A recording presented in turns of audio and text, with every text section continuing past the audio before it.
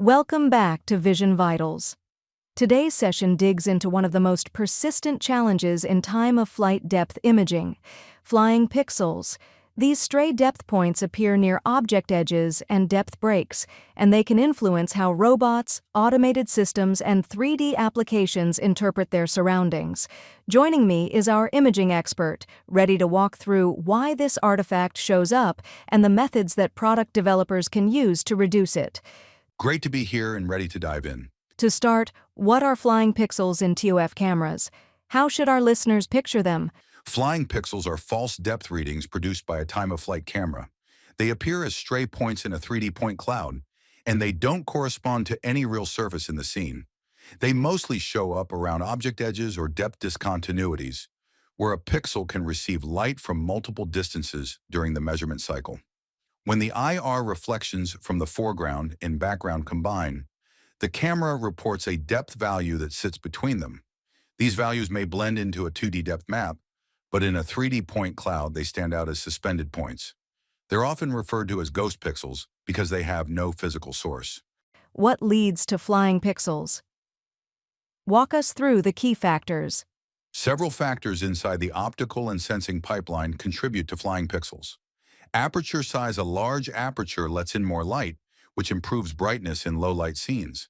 But it also reduces depth of field. At edges, this increases the chance that a pixel captures reflections from two surfaces. That overlap introduces mixed phase information, which results in a false depth value. A smaller aperture reduces the incoming light, but limits the spread of angles hitting the sensor, which lowers the chance of mixed reflections.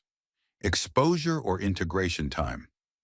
ToF pixels gather light over a defined integration period. During that window, the camera and the scene must ideally remain still. Any relative movement can cause the pixel to sample reflections from different positions or targets. The camera blends those readings, producing an incorrect depth at boundaries.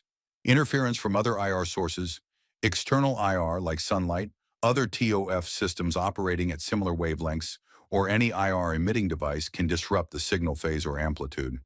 This disturbance creates unstable readings, especially at discontinuities, where the signal is already complex. Pixel size. Each pixel has physical dimensions. When an edge falls within a pixel's footprint, the pixel receives reflected light from both the foreground and background. The camera blends these distances, generating an intermediate value that has no real-world counterpart. All these factors intersect at edges, which is why flying pixels cluster around boundaries and object outlines. When these stray points show up, how do they affect embedded vision systems in practice? Even a small number of flying pixels can disrupt systems that depend on accurate depth perception. Take autonomous mobile robots, for example. These robots rely on depth data for obstacle detection, path planning, and environment understanding. A flying pixel may look like an obstacle. The robot may slow down, reroute, or treat an area as blocked, even though the path is free.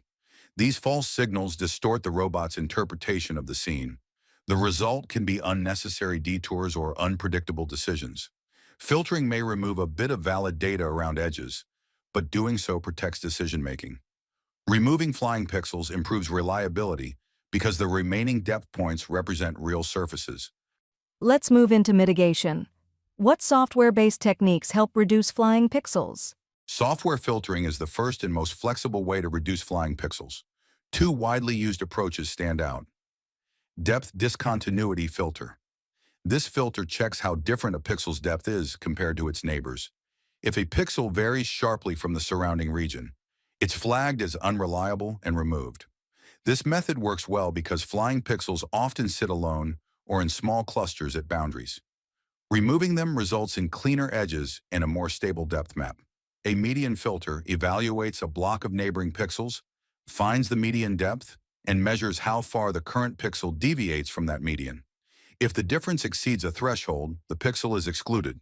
This helps suppress outliers that appear as isolated spikes. Some of the benefits of software filtering are fast processing, strong suppression of unwanted noise, cleaner depth with fewer irrelevant values. However, there are challenges too. These include performance depends on host CPU. Some complex edges may still produce residual flying pixels. Even with these limitations, software filtering significantly improves depth consistency, especially in scenes with mixed edges. Besides software, what hardware-level approaches help reduce this artifact? Some teams tackle flying pixels by adjusting the optical pipeline directly. One such approach is Mask ToF. This method inserts a micro-lens level mask between the pixel and its micro-lens. The mask selectively blocks certain incident light paths. That means each pixel receives a more controlled subset of the scene instead of a wide range of angles. Because each pixel gets a custom aperture pattern, stray reflections are reduced. This lowers edge mixing and improves depth accuracy. The advantages of Mask ToF are higher depth accuracy, reduced boundary artifacts, cleaner point clouds. The challenges of Mask ToF are that it requires hardware modification and can be less flexible for rapid adjustments. At times, software filters could outperform it in some conditions. Ultimately, Mask ToF is powerful when hardware changes are possible, but it's selectively used due to its design impact. Are there situations where flying pixels naturally stay minimal? Yes, flying pixels mainly arise near depth discontinuities. Given this, scenes with uniform surfaces, such as plain walls, floors, large flat objects, generate very few flying pixels. There are no competing reflections, so the camera returns stable, consistent depth. The edges, corners, and transitions are the ones that need post-processing support.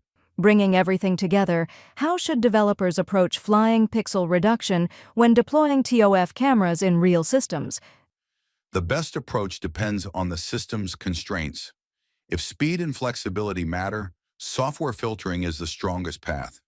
It's fast, it doesn't alter the optical stack, and it can be tuned for different environments.